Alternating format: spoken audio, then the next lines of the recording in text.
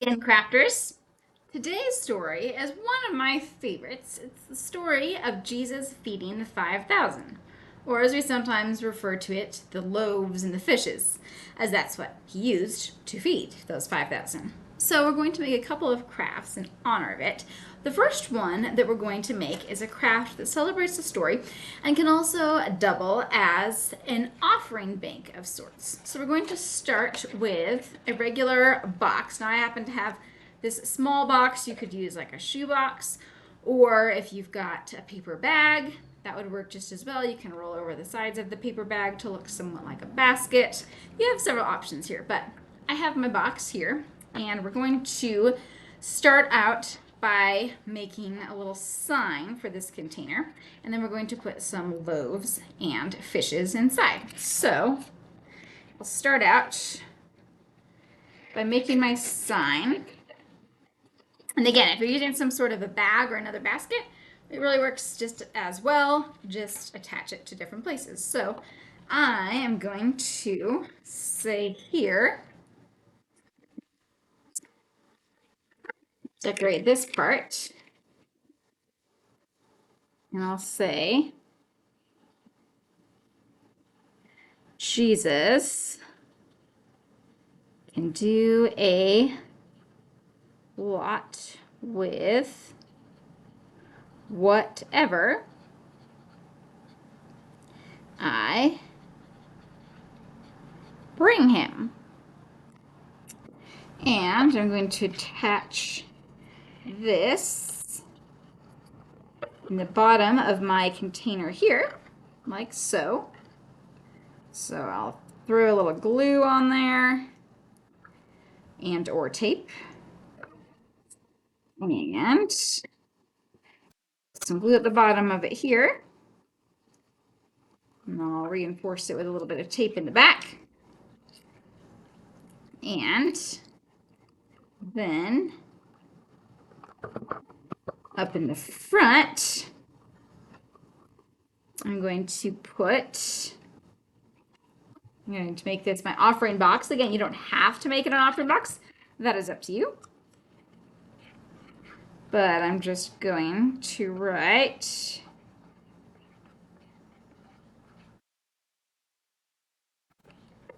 Kristen's offering right here.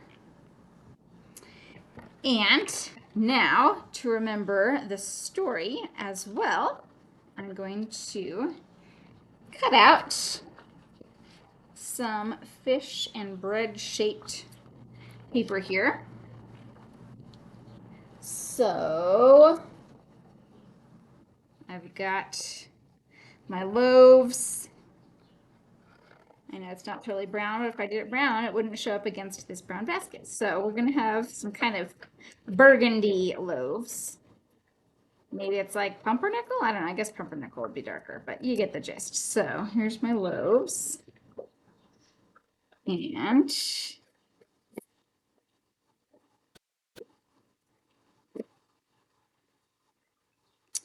then we've got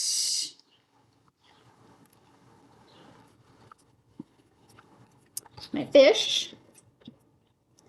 And really, color doesn't matter too much here. So I am not a wonderful world-class artist, I will warn you. I'm going to just do some very, very basic fishies so that we get the idea of it. I've just folded these over like so. And of course, you can make them beautiful and wonderful, and however you wish to do it, that is totally up to you. But this is the basic version of the fish, really. So I'm going to snippety snip, make it look kind of like a fish. And I can add another caption, or I can actually write on these guys as well. It's totally up to you. So again, there were only 5 loaves and 2 fish. I cut out a a few too many fish, but that's okay. So if I want to be accurate, I'll cut myself a few more loaves. And then we've got our loaves and fish. These loaves are going to be somewhat smaller, but that's okay. You don't have to be accurate size-wise. No one said they were the same size. All right, so I've got my loaves and I've got my fish. And I can put these, I can tape them to the sides, or I can just place them within my container. And then let me make one more caption. So again, I remember why I'm doing all this. And here, I'll say, Jesus fed a crowd with just one lunch. Verse reference, or chapter reference rather. All right, so now here I can empty it of loaves and fish or glue them and leave them in there. And voila, craft number one, handy dandy offering basket, which could be a basket or a box, whatever you've got, whatever you prefer. Craft number two, we're going to put this lunch, this replicating lunch, on a plate. And we're going to first make a chain of fish. Now you can make a chain of bread and a chain of fish, or just one or the other, or do this completely differently. But here's one idea. We're going to make a little fishy chain. Again, there were only 2 fish in the story, but we're going to have more fish on this because Jesus made it into more fish. So there's that. So we're going to start with this piece of paper. We're going to turn this piece of paper into a lot more. Do you think I could turn this one piece of paper into a whole bunch of fish? Well, just you watch. So, starting out to make our chain, we're going to do an accordion fold with this paper. So we'll just kind of go, you need to leave yourself enough space to create your fish. Don't worry, you'll see in a moment how that's going to roll. I'm just going to go back and forth, accordion style. And hopefully you can get it somewhat relatively even. This piece is going to be a little dicey. All right, so now I've got my pieces here, and we're going to draw our fish. And you might even get away with making, well, we'll just do fish here. I was going to say we could do fish and bread, but let's just do fish and keep it simple for this one piece of paper. So we're going to draw, because that just helps us get a general outline, and make sure that you have a part of your fish that is still attached to the paper. That's how we get this wonderful, magical, marvelous fold of sorts. So I am not confident. There we go. There we go. This is a strange shaped fish. Gonna give him a mouth over here. And give him a little fin over here. There we go. So you just have to make sure that part of that is going to keep together at that fold. Now we're going to cut Mr. Fishy.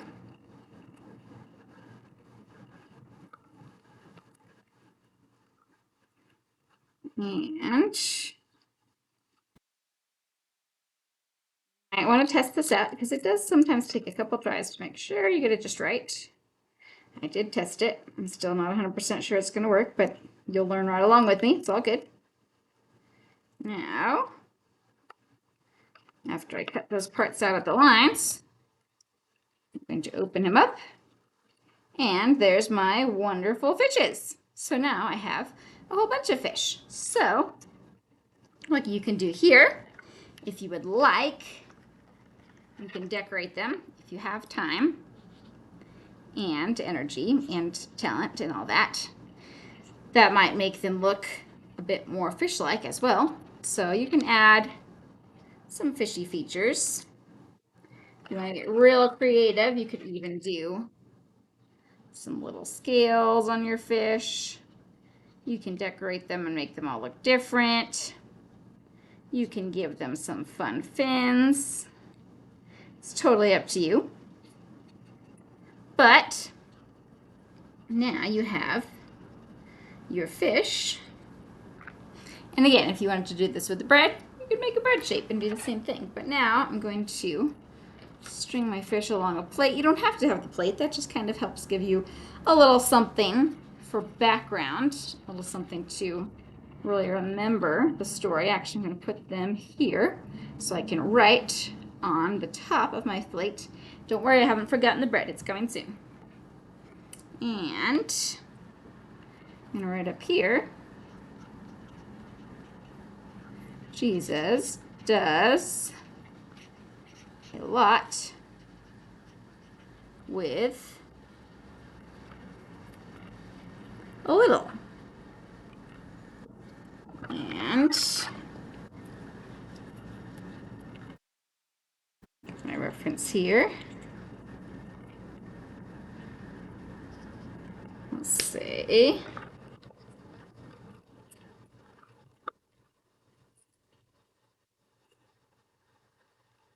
multiplying meals.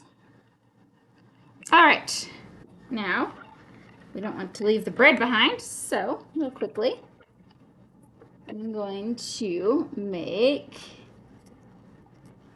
use yellow for the bread, and I'm going to make a couple of loaves here.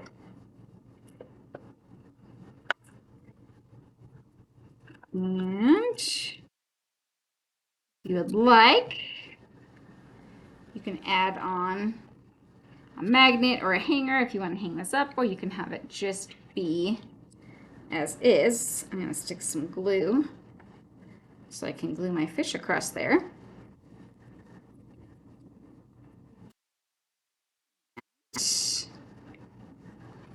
Glue my bread up here. And of course, feel free to get very decorative. If you don't want to use a plate, you can use a paper bag, or you can use another piece of paper, or whatever works for you. And I'm going to put some little loaf marks here so I know that's bread. And I'm going to add some tape so I don't have to wait for the glue to dry. And there you have your dinner plate of sorts with our multiplying paper fish and our lovely, lovely loaves up here. You could even turn this into a necklace or another activity. Lots of options. So, paper fish on the plate, our offering box basket, and there we have a couple of fun ideas. There are plenty. Here's a couple more to help celebrate and remember the amazing story of Jesus feeding the 5,000. Have fun with it, roll with it, fish with it, make it your own, and as always, come back and join us again for more craft and message ideas. Now, go make some crafts, make some disciples, and have a great week. We will see you next time.